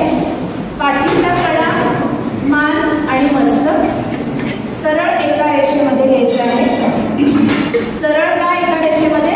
चैतन्याचा प्रवाह सगळा पाठीच्या कड्यामधून वाहत असतो. त्यामुळे जर तुम्ही असं वाकून वगैरे बसलात तर त्याच्यात अडथळा येणार. तो ऊर्जा प्रवाह छान पाठीतून छानपैकी व्हायला पाहिजे. ऊर्ध्वगमन असतं त्याचं, खालून वर जातो तो चैतन्याचा प्रवाह. सगळ्यांनी आपले हात, भांड्यांचा आवाज येतो आहे, असू दे, जस्ट इग्नोर. आपण ह्याच्यात इतके रममाण होऊ की आपल्याला तो आवाज ऐकायला येणार नाही. आणि आपण चिन मुद्रेत बसतोय. चिन मुद्रा म्हणजे किंवा ध्यान मुद्रा. पहिलं बोट अंगठा आणि पहिलं बोट किंचितचा स्पर्श मांडीवर ठेवतो आहे. खाली असं ठेवू नका, सरळ ठेवा किंवा किंचित वर, as if you are receiving something. Okay. आणि जर तुम्ही छान रिलॅक्स असेल तर तुम्हाला इथे सुद्धा ठोका येतो ऐकायला. जसा हृदयाचा ठोका येतो तसा इथे सुद्धा स्पंद, व्हायब्रेशन्स तुम्ही अनुभवू शकता. सो चिन्मुद्रेमध्ये आणि डोळे आता सगळ्यांनी अलगद बंद करायचे आहे, घट्ट बंद करायचे नाही. सुरुवातीला आपण 2 वेळा दीर्घ श्वसन करणार आहोत आणि त्यानंतर प्रार्थनेनं आपण सुरुवात करत आहोत. श्वास घ्या,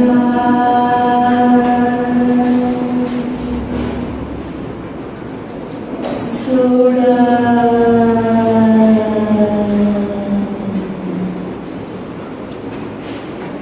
श्वास घ्या,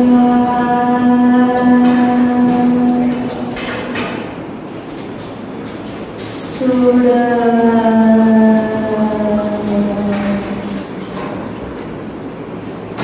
सुरुवातीच्या प्रार्थनेसाठी हात नमस्कार मुद्रेमध्ये घ्यायचे आहे. त्रिनेत्रधारी शिवाचं जे रूप आपल्या मनाला भावतं ते रूप डोळ्यासमोर आणायचं आहे. सर्व इष्ट देवता आज या साधनेदरम्यान आपल्याला आशीर्वाद देण्यासाठी या आपल्या खोलीमध्ये उपस्थित झाल्या आहेत, अशी भावना मनामध्ये ठेवायची आहे. आणि अत्यंत प्रेम भावनेनं, समर्पण भावनेनं आजच्या या साधनेला, ध्यानाला आपण सुरुवात करत आहोत. दीर्घ श्वास घ्या. ओम त्र्यंबकं यजामहे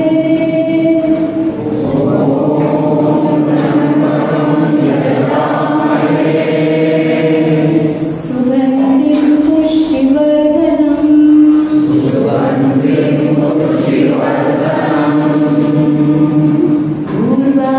उर्वारुकमिव बन्धनात्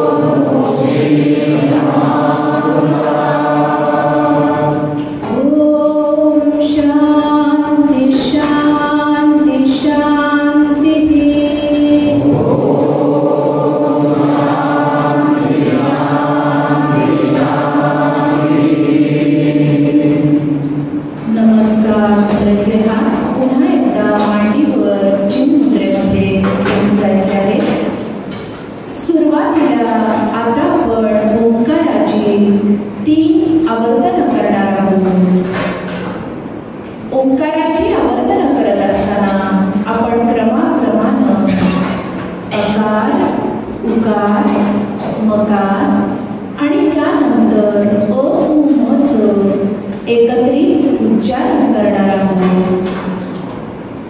अकार, उकार, मकाराचं उच्चारण करत असताना क्रमाक्रमानं पायापासून नाभिस्थानापर्यंत, नाभिस्थानापासून हृदयस्थानापर्यंत आणि हृदयस्थानापासून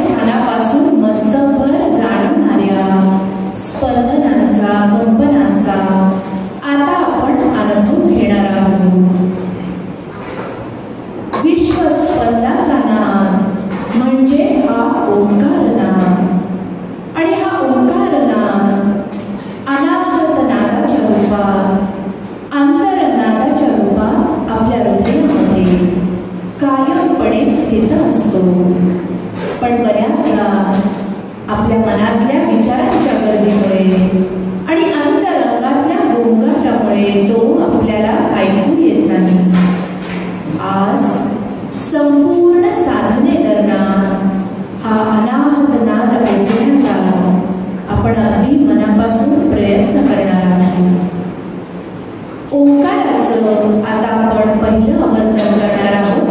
आपण क्रमाक्रमानं आकार, उकार, मकार आणि त्यानंतर ओमचं एकत्रित सगळे उच्चारण करणार आहोत. अकार, दीर्घ श्वास घ्या.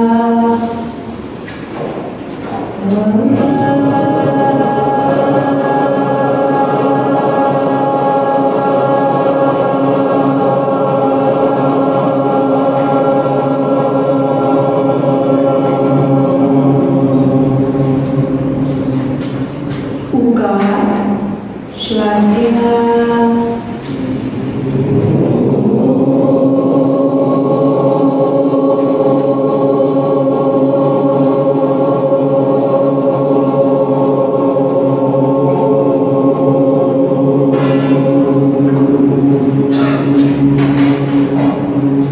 मकार, श्वास घ्या.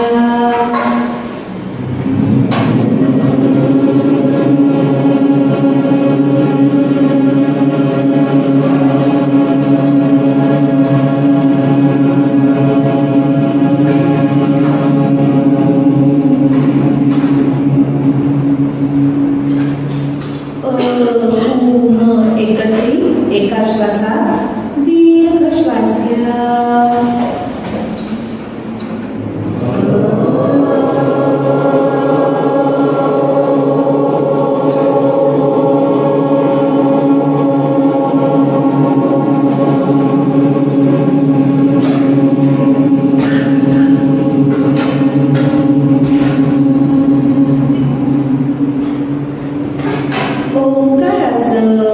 आता आपण दुसरं अवतरण करणार आहोत. आत्ता केलं त्याप्रमाणे अकार, मग उकार, मकार आणि त्यानंतर ओमचं एकत्रित उच्चारण करायचं आहे. अकार, दीर्घ श्वास घ्या.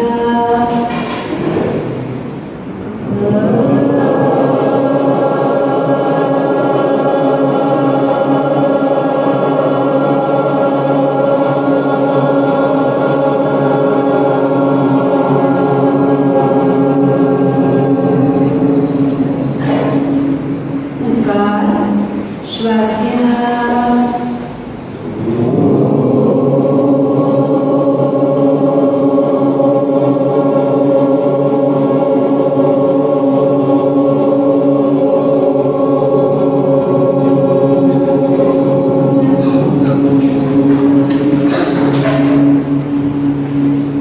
मकार, श्वास घ्या.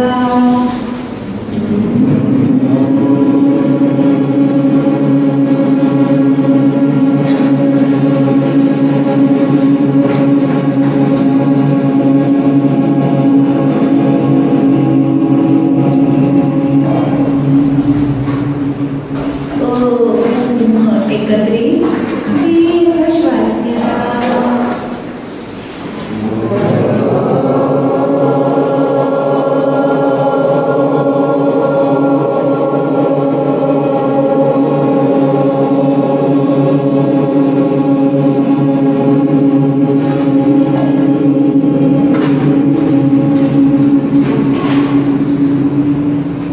आता आपण ओंकाराचा आहत अनाहत जप करणार आहोत.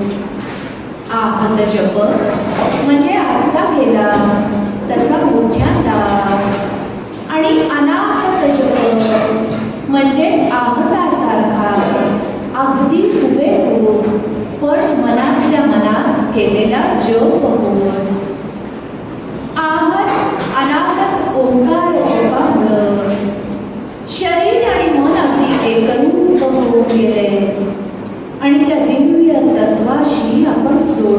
पाहू लागलो आहे. तो वैश्विक ऊर्जा संपूर्ण शरीरभर प्रवाहित होऊ लागली आहे आणि एका आसीम नीरव शांततेकडं आपली वेगाने वाटचाल चालू आहे. शरीर आणि मन अत्यानंदानं, चैतन्यानं आणि ऊर्जेनं अगदी भरून चाललेलं आहे आणि सारं अंतरंग जणू तेजोमय होऊ लागला आहे.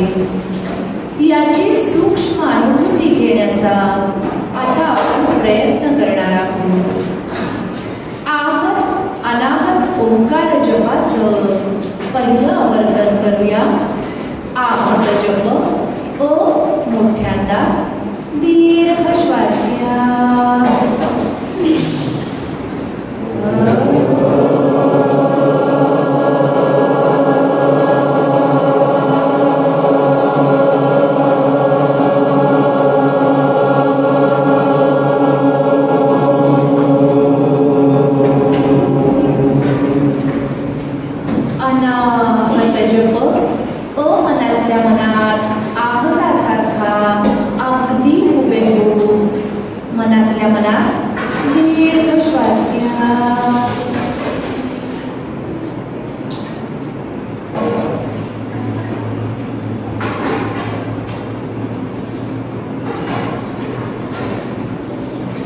आहत जप.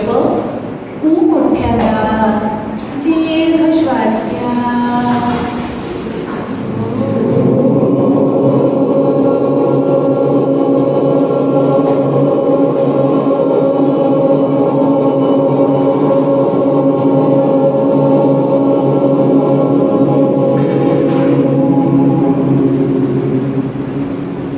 अनाहत जप. मनातल्या मनात आहतासारखा अगदी उभे होऊन दीर्घ श्वास घ्या.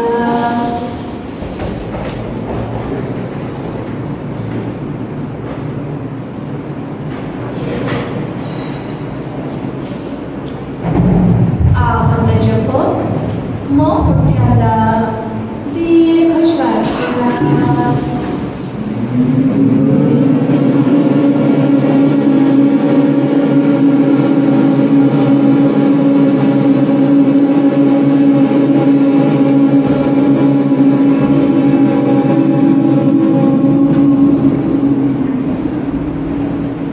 अनाहत जप. मनातल्या मनात दीर्घ श्वास घ्या.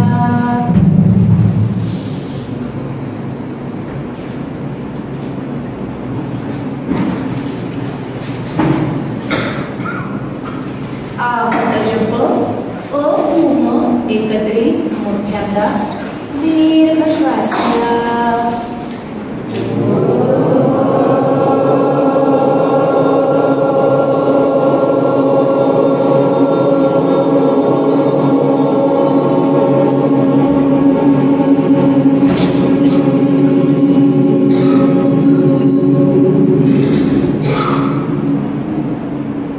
अनाहत जप.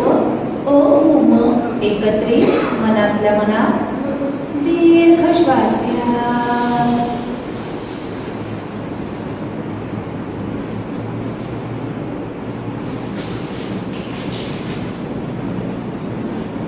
आता आपण महामृत्युंजयाची 3 आवर्तन म्हणणार आहोत. त्रिनेत्रधारी शिवाचं जे रूप आपल्या मनाला भावतं ते रूप पुन्हा एकदा डोळ्यासमोर आणायचं आहे. महामृत्युंजयाच्या उच्चारणामुळे निर्माण होणाऱ्या ध्वनी लहरीतली ऊर्जा 2 भुवयांच्या मध्ये असलेल्या आज्ञाचक्रावाटे संपूर्ण शरीरभर प्रवाहित होत आहे. पेशींमध्ये सुसंवाद निर्माण होतो. पेशींच्या पुनरुज्जीवनाची प्रक्रिया अत्यंत वेगाने चालू झाली आहे. शरीरातल्या त्रासदायक पेशींचा नाश होऊन प्रत्येक क्षणावळी नवीन पेशींचा उदय होत आहे आणि नव्याने येणाऱ्या पेशी अधिक सबल, अधिक सतेज येऊ लागल्या आहेत. याची सूक्ष्म अनुभूती आज या सुंदर ठिकाणी आपण सगळे मिळून घेणार आहोत. महामृत्युंजयाचं पहिलं आवर्तन आपण सगळे मिळून एकदम म्हणणार आहोत. दीर्घ श्वास घ्या.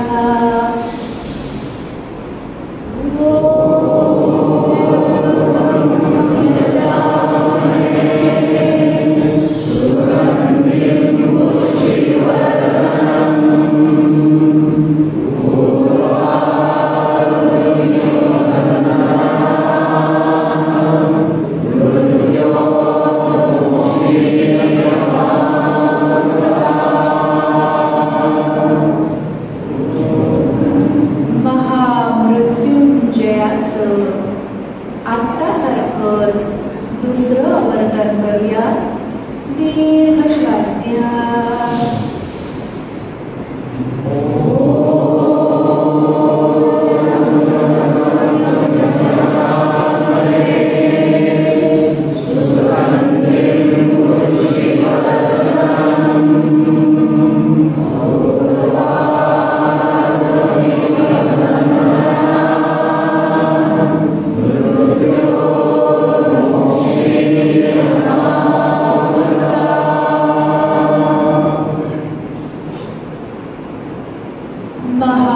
महामृत्युंजयाचा आहत अनाहत जप आता आपण करणार आहोत.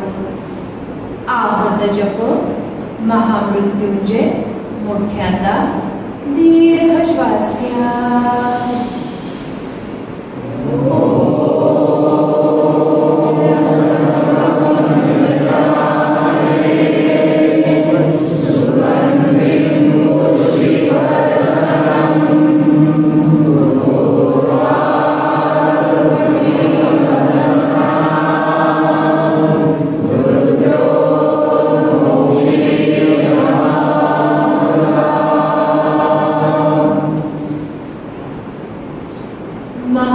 महामृत्युंजयाचा अनाहत जप आता आपण करणार आहोत. अनाहत जप म्हणजे आत्ता केला तसाच पण मनातल्या मनात केलेला जप होय. महामृत्युंजयाचा मनातल्या मनात म्हणजे अनाहत जप करूया. दीर्घ श्वास घ्या.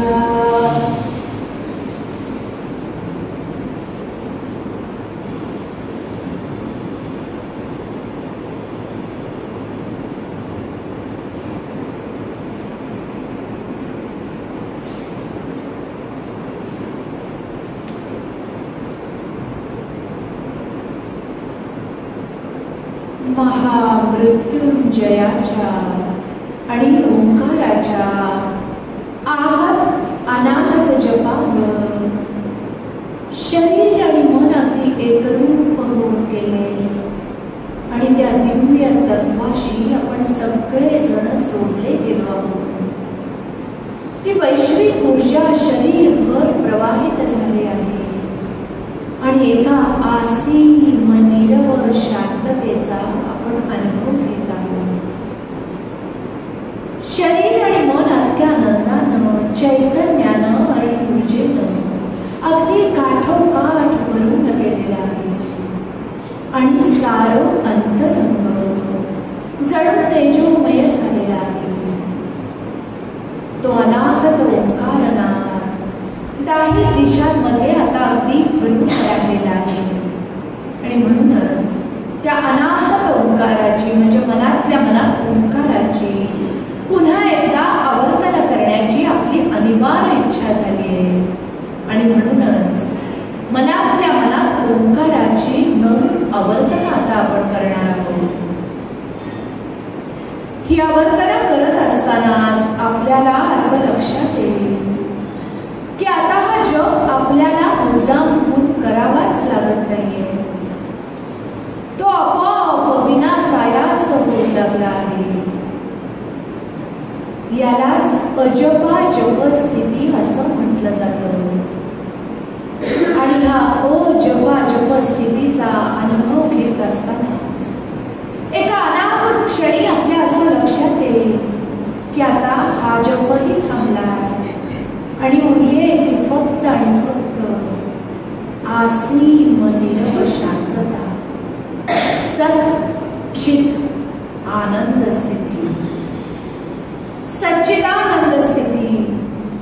आणि हाच स्थितीचा आता काही काळ आपण अनुभव घेणार आहोत. अनाहत ओंकाराची म्हणजेच मनातल्या मनात ओंकाराची सगळ्यांनी 9 आवर्तन करायची आहे. दीर्घ श्वास घ्या. प्रत्येक वेळी श्वास घेऊन श्वास सोडताना ओमचं एकत्रित उच्चारण 9 वेळा.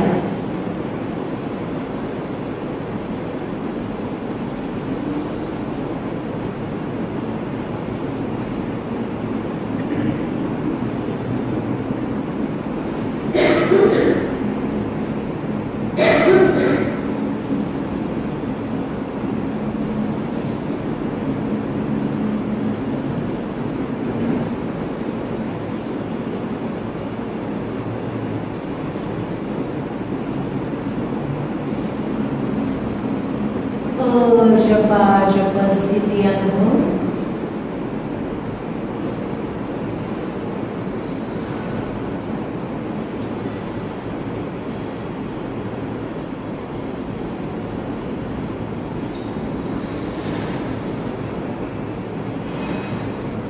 एका आसीम निरव शांततेचा आपण अनुभव घेत आहोत. सत चित आनंद स्थिती, सच्चिदानंद स्थिती. आणि हाच सत चित आनंद स्थिती. आता आपण एक संकल्प करणार आहोत. संकल्प म्हणजे एक सकारात्मक विचार. सकारात्मक विचारांचं एक छोटंसं बीज आज आपण सगळेजण आपल्या हृदयात लावत आहोत, जेणेकरून आपला हा संकल्प इंद्रियापर्यंत, पेशींपर्यंत, रंध्रापर्यंत, शरीर मनाच्या प्रत्येक कणापर्यंत जाऊन पोहोचेल. आणि हे सगळेजण या संकल्प सिद्धीसाठी एकजुटीने कामाला लागतील. आणि म्हणूनच संकल्पाची 9 आवर्तन आपण करणार आहोत पूर्ण विश्वासानं. दीर्घ श्वास घ्या.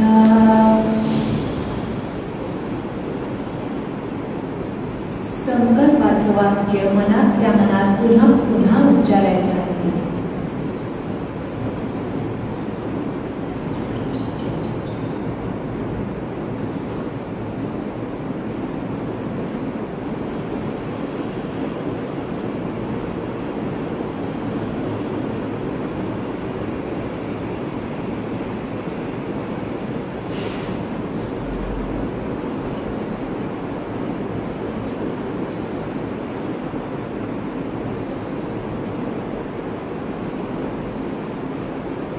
एका आसीम निरव शांततेच्या क्षणी सत चित आनंद स्थिती. आज आपण एक संकल्प केलेला आहे. सृष्टीत भरून राहिलेलं ब्रह्मचैतन्य आपल्या हृदयातच स्थित आहे.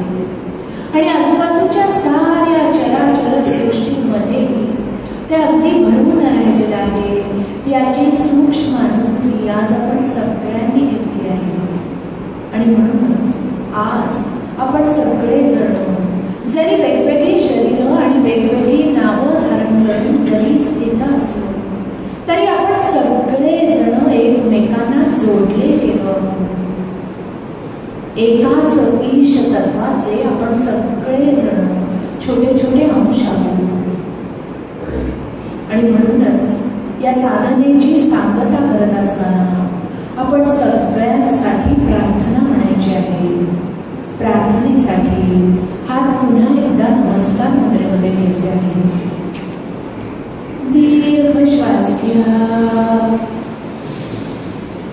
सर्वे भवन्तु सुखिनः.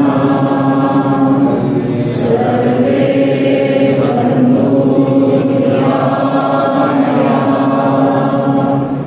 सर्वे भद्राणि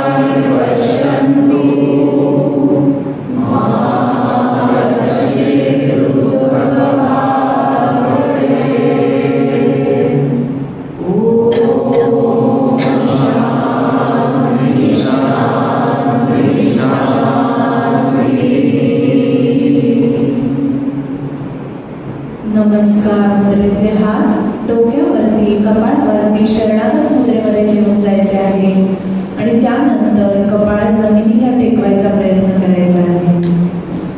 त्या धरणी मातेचे, त्या सृष्टीकर्त्याचे, आपल्या गुरुजनांचे, आपल्या बालकांचे, आपल्या पालकांचे आणि आपल्या स्वतःचे मनपूर्वक आभार मानायचे आहे.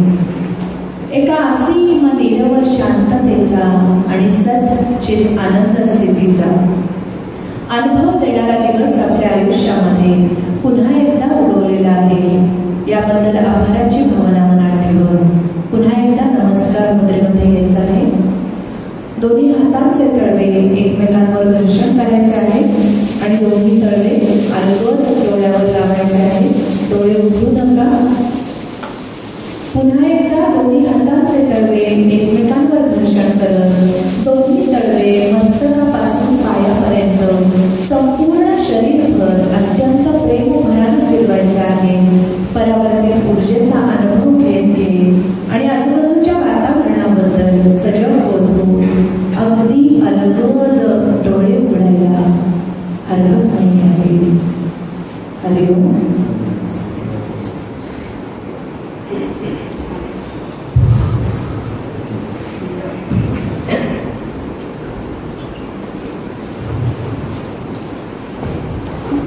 सुंदर